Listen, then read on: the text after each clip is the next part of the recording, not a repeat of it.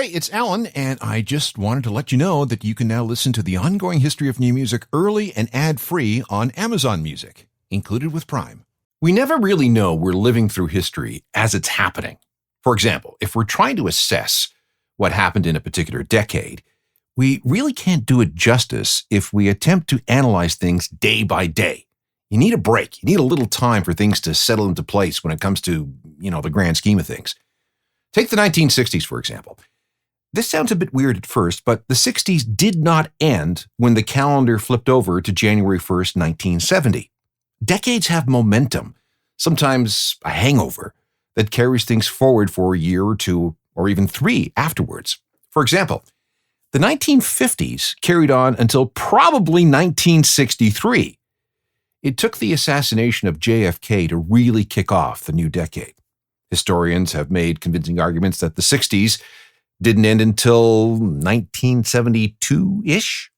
The 70s may have ended relatively on time, brought about by things like the death of disco, a terrible recession, the election of Ronald Reagan, and other markers that said the me decade of the 1970s were done. I'd say that the 1980s ended by the end of 1991, thanks to the first Gulf War, another awful recession, and a wholesale sea change in music as we quickly transitioned from a world awash in hair metal to the new alternative generation. I'd put the end of the 1990s in 2001.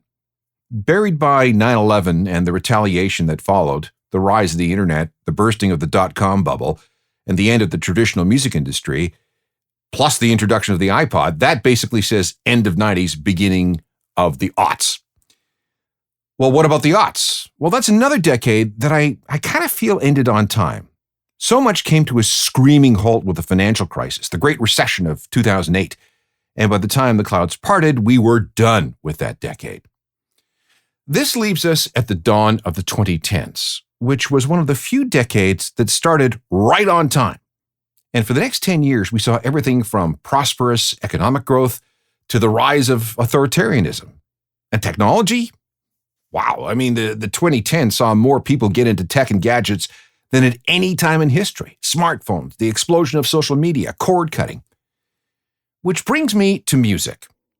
When we look back on that decade, the 2010s, what happened? What did we learn? And how were trends and styles and consumption different than earlier decades? This is a big project. Let's find out. This is the history of the 2010s, part 1. This is the Ongoing History of New Music podcast with Alan Cross.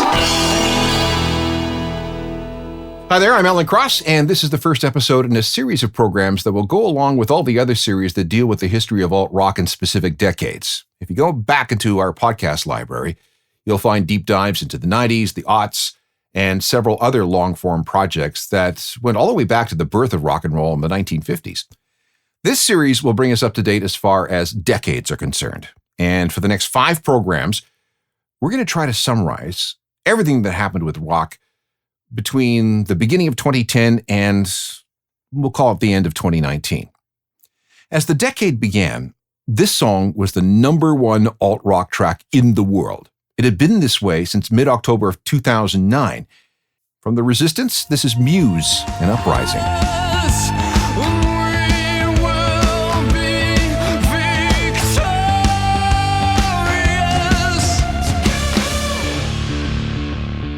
One of the biggest singles of Muse's career. But as the decade of the 2010s began, there were more loud proclamations that rock was dead. Now, this wasn't anything new. Rock had been declared dead in 1957, when Elvis went into the army. In 1970, when the Beatles broke up. 1977, the rise of disco and, paradoxically, the birth of punk. The early 80s, dawn of synthesizer bands. Guitars were done. 1989, claims that rock had run its course. And in 1997, boy bands and girl singers, and more boy bands and girl singers, plus the rising popularity of hip-hop. In each case, the naysayers were proven wrong, because no sooner was rock considered dead than something happened somewhere that spawned a rebirth, and rock roared back bigger and louder than ever.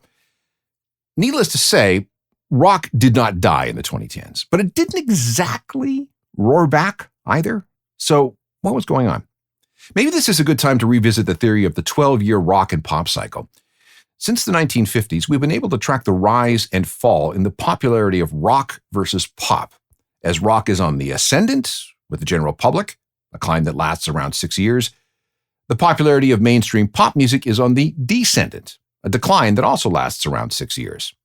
Thanks to various demographic and cultural forces, once rock reaches a peak, new ideas begin to become exhausted, and the generation that pushed rock to the top ages out of their prime music years, and the scene's overall popularity begins to decline for the next 6 or so years. Meanwhile, pop, which had bottomed out as rock had peaked, becomes more popular thanks to the same cultural and demographic forces. And just to give you an idea of what I'm talking about, let's look at the 1990s. At the very beginning of the decade, pop music ruled. Michael Jackson, Janet Jackson, Madonna, Milli Vanilli, New Kids on the Block. Rock was dominated by hair metal bands, which was really starting to get old and played out. It was also dominated by older acts that were defining a new term, classic rock. Rolling Stones, Pink Floyd, Elton John, and so on. Rock is dead, they say. But then a number of events conspired to sour the public's mood on happy-go-lucky pop and the excess of hair metal. 1990 saw a terrible recession. There was the first Gulf War, and a new generation of music fans, Generation X, was coming of age. Like every other generational wave before them, Gen Xers wanted their own music, something that reflected their feelings, their wants, their desires, attitudes, and fears and anger. Rumbles began in 1990, but it was in 1991 that things really pivoted. In about 9 months, the old guard and the pop cohort were cleared out by the rise of grunge and alternative music culture.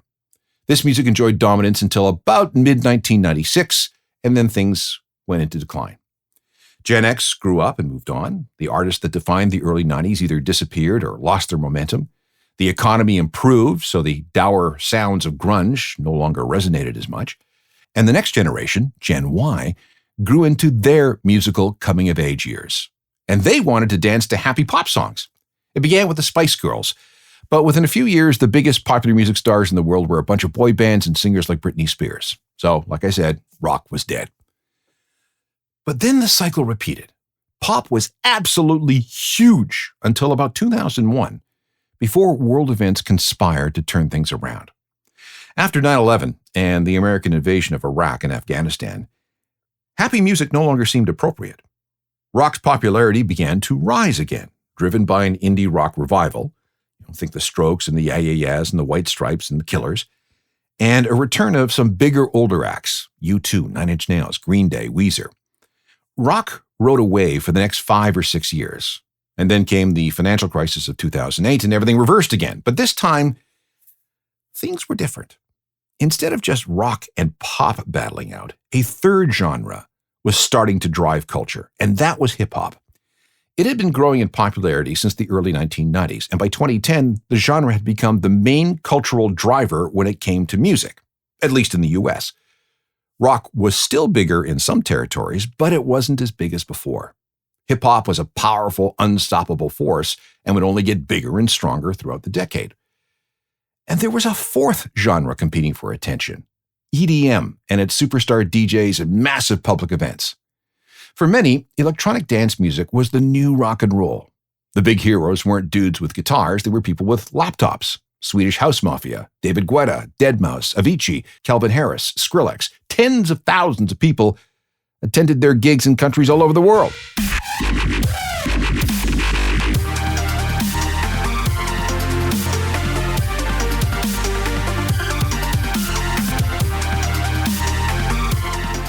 If the 12-year cycle were to hold, which last peaked in about 2005-2006, it should have bottomed out by 2011 or 2012. And you can make the argument that it certainly did, swamped by not only a rise in pop music, Maroon 5, Justin Bieber, Rihanna, Pink, Katy Perry, Carly Rae Jepsen, Adele, but also by the increasing strength of hip-hop and the big beats and bass lines of EDM. Again, no problem, cycle of life, right? Something would come along and turn things around in a couple of years. Demographics and world events would come to the rescue yet again. Now, I made a prediction that rock would again become dominant following the election of Donald Trump in 2016. Usually, whenever there's a Republican in the White House, and the more polarizing and controversial, the better, young people have traditionally responded to that political and social circumstance with a lot more loud, angry rock. We saw it with Richard Nixon in 1968. We saw it with Ronald Reagan in 1981. We saw it with George H.W. Bush in 1991. And we saw it with George W. Bush in 2001. Donald Trump was arguably more polarizing than all of his predecessors. So, youth, we're going to fight back with rock. Weirdly, though, it never happened, at least not to the extent rock music had responded in the past. The explosion in rock post-Trump never really came. There were, however, some isolated examples, like Greta Van Fleet. This is from 2017.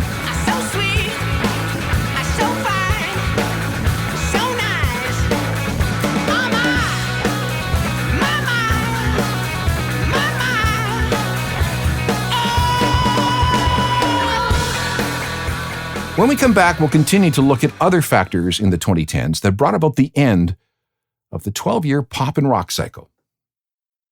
I don't think I'm saying anything controversial when I say that rock struggled through much of the 2010s. And when I say struggled, I'm not judging on the quality of music. I'm saying that it was tough for rock to attract the same cultural attention as it had in previous decades because of the fierce competition from pop, hip-hop, and EDM. So why did the 12-year cycle break down in this particular decade? I have a couple of theories. First of all, the role of streaming music services and the erosion of the old ways of consuming music. The first modern streaming service was Listen.com, which appeared in 1999. It changed its name to Rhapsody in 2001 and is now known as Napster. But this is a completely legitimate and legal Napster, unlike the original. Amazon started streaming music in the fall of 2007. Around that same time, Deezer, a French streamer, Qbuzz, another French company, Grooveshark, Songza, and more than a dozen other companies appeared. Spotify was founded in 2006 and began going online country by country in 2008. It came to the US in July of 2011 and Canada in 2014. And then Apple Music went online in June 2015. Streaming was cheaper than buying downloads and far more convenient than traveling through time and space to buy your music on a piece of plastic. And by the time we get to the middle of the decade, it was obvious where the future of music consumption lay. However, not every type of music fan jumped into streaming. For most of the decade, country fans stayed away, preferring to buy CDs. Rock fans, as well, were slow to adopt streaming in a big way, sticking with CDs and vinyl. Why? Not entirely sure. But pop and hip-hop fans were all over this new technology. So here's my theory. When streaming took off, we were firmly in an era when pop and hip-hop ruled, pushed forward by late millennial music fans plus members of Gen Z. They quickly gravitated from CDs to streaming and became the technology's biggest users. This further increased the attention on pop and hip-hop artists. Record companies took notice too. Streaming, not physical sales, was where all the action was and was where all the money was. What was hot? Pop and hip-hop. So labels poured more money into those genres. If there was any marketing and promotional dollars left, well, then it could go to rock or country. This created a circle of success for pop and hip-hop. The more people streamed this music, the more labels invested in those genres, leading to more people streaming more pop and hip-hop. And the algorithms took notice and began to recommend listeners more of what they seemed to like, which was more pop and hip-hop. Meanwhile, rock and country got far less marketing and promotional attention than they used to, contributing to their struggle. And because rock songs didn't get streamed much, they were tamped down by the algorithms. As a result, the pop share of what was a 12-year cycle was extended beyond the usual 5 or 6 years, breaking the cycle's decades-long rhythm. In fact, streaming turned this into a pop and hip-hop world. Rock wasn't dead, but because the first generation of streamers, who were mostly pop and hip-hop fans, were focused elsewhere for longer than previous generations, rock never really got a chance to regain traction like it had in the past. Now, this isn't to say that some rock bands didn't have success with streaming. Of course they did. There was the Lumineers, Lorde, Imagine Dragons, Coldplay, Mumford & Sons. They all had songs that streamed hundreds of millions, and in some cases, billions of times through the decade. But these artists and songs all had one thing in mind. Their sounds leaned more towards the pop end of rock, like 21 Pilots.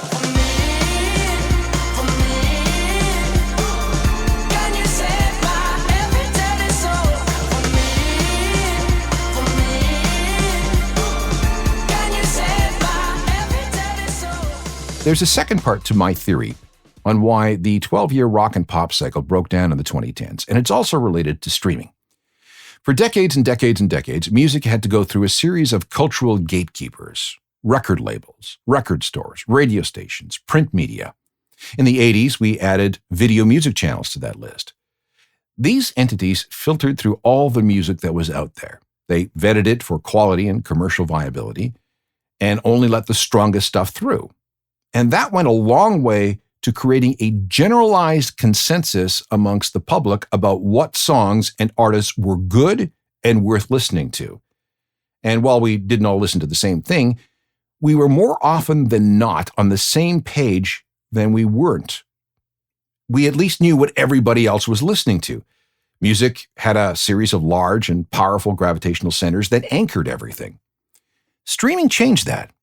Because we now have access to tens and tens of millions of songs, whenever we want, for free or something very close to it, we've all become cultural gatekeepers for an audience of one, ourselves. No one can tell us what we should listen to. No one can force us to listen to something we don't like. The result is that except for a thin layer of superstar artists, most of whom are of the pop and hip-hop variety, everyone is listening to different stuff, certainly in a way that we didn't back in the 20th century. The gravity wells of popular material that suck everyone in are much less powerful than they were in the past. Trends and fads come and go much quicker, and both songs and artists seem to be burning out much faster. As music consumption evolved and the pace of change accelerated, there was no way for the 12-year cycle to hold. Rock wasn't dead. It's just that unless you had a history that predated streaming, it was a challenge for new rock bands to break through. But even for a band like the Foo Fighters, one of the biggest rock acts of the last 30 years, they weren't superstars at streaming. By the time the decade ended, this was the most streamed Foo Fighters song with around 350 million listens. Compare that to Ed Sheeran's Shape of You, which was streamed 2.4 billion times.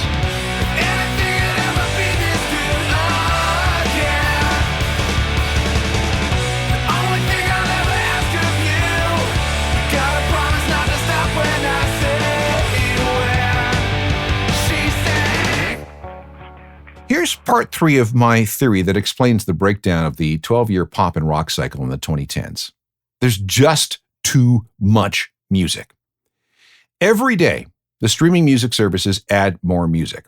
As I'm sitting here doing this, each of the platforms has access to somewhere around 110 million songs. That's approaching the totality of every song ever recorded. And it's not just music from the West. The world has flattened out. K-pop is massive. One genre that saw major growth in the decade was Bollywood songs from India. Plus, there's been an explosion in interest in Latin music all over the world. Now, compare that to the olden days, when even the biggest record store would stock maybe 100,000 titles. And unlike back then, access to all of today's music is instant and essentially free. As more music became available online, we began to cycle through more songs more quickly. If we don't immediately recognize or like something, there's the skip button. In 2016, it was revealed that 24% of Spotify listeners will skip a song in the first 5 seconds if they don't recognize it or decide they don't like it.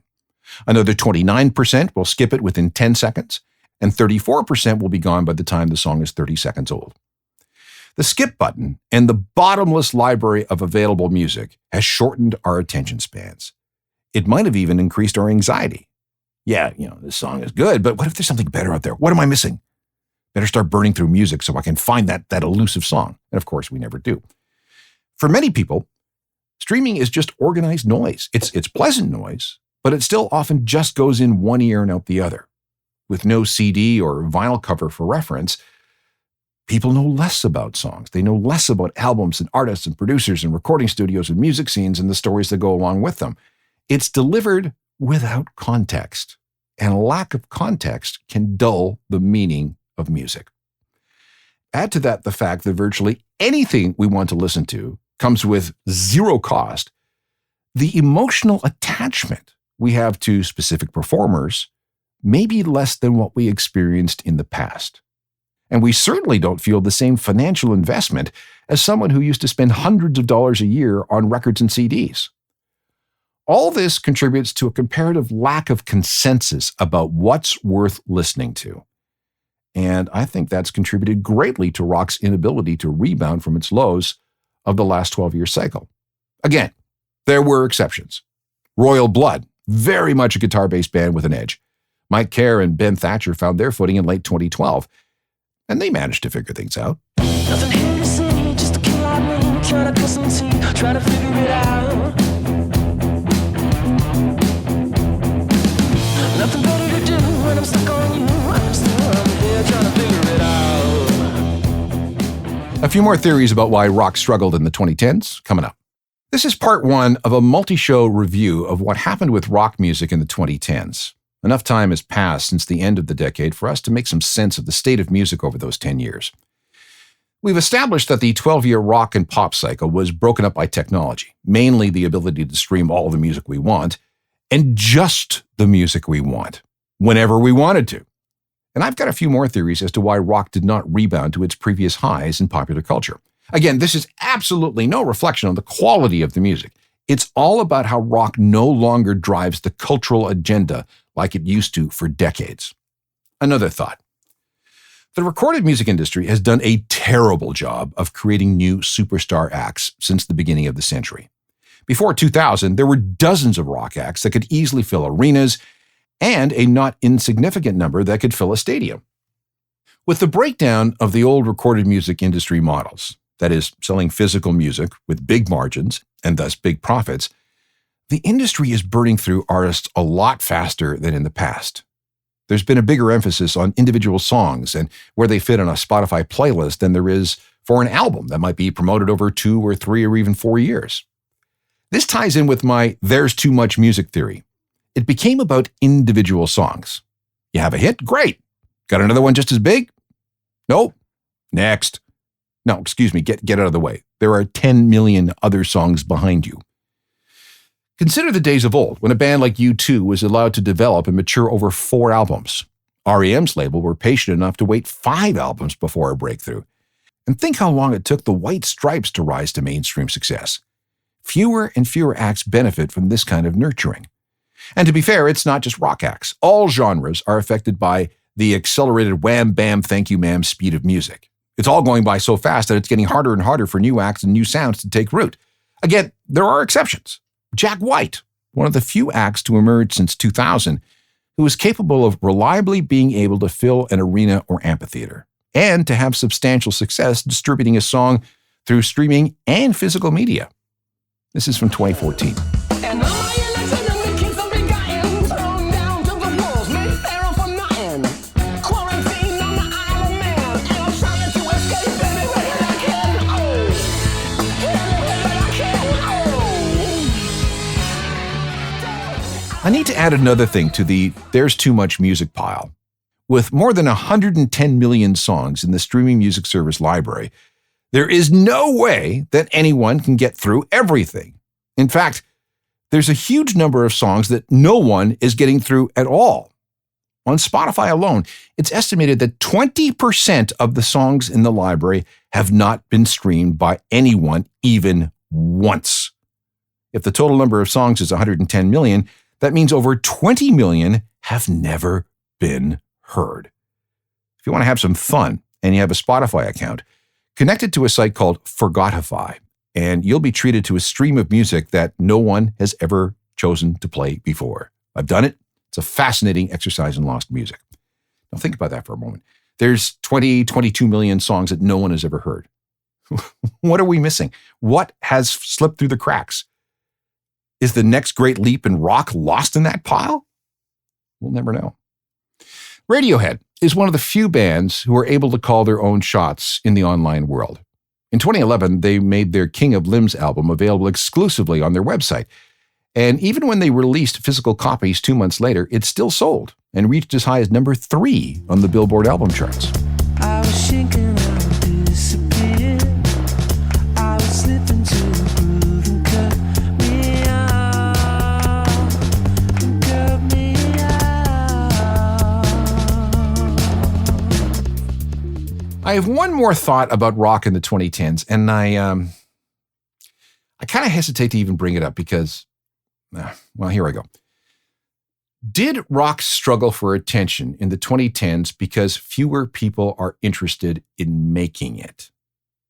As the decade began, there was an alarming drop in the sales of electric guitars.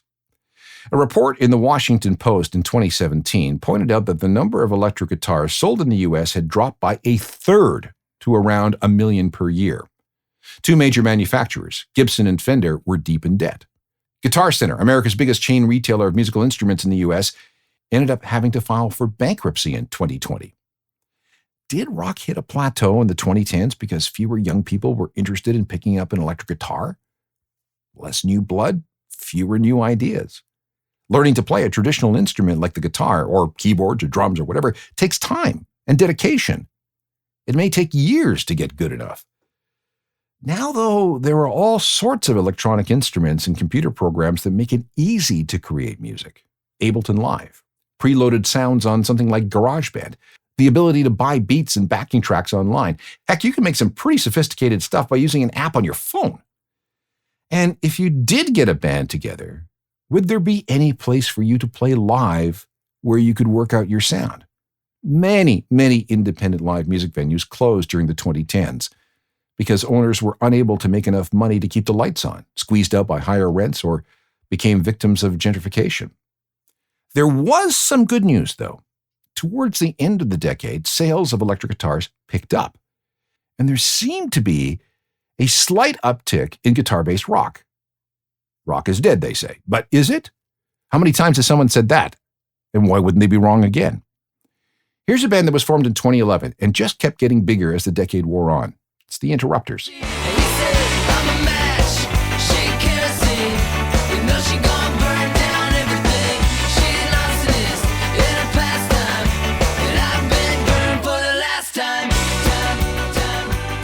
On the next edition of the History of the 2010s, we're going to look at how indie bands drove so much of the sound and feel of the decade. Major label acts were important too, but without the smaller labels and the do-it-yourself acts, the 2010s would have sounded much, much different. Podcast galore for me on any podcast platform. Just search for Ongoing History and you'll find hundreds of them. They're all free too. Binge as much as you want. I'm also available through Facebook, Twitter, Instagram, Threads. There's my website, ajournalofmusicalthings.com, which is updated every single day. There's a free newsletter summarizing things every single day. And all input can be directed to alan@alancross.ca. Technical productions by Rob Johnston. I'm Alan Cross. You've been listening to the Ongoing History of New Music podcast with Alan Cross. Subscribe to the podcast through iTunes, Google Play, Stitcher, Spotify, and everywhere you find your favorite podcasts.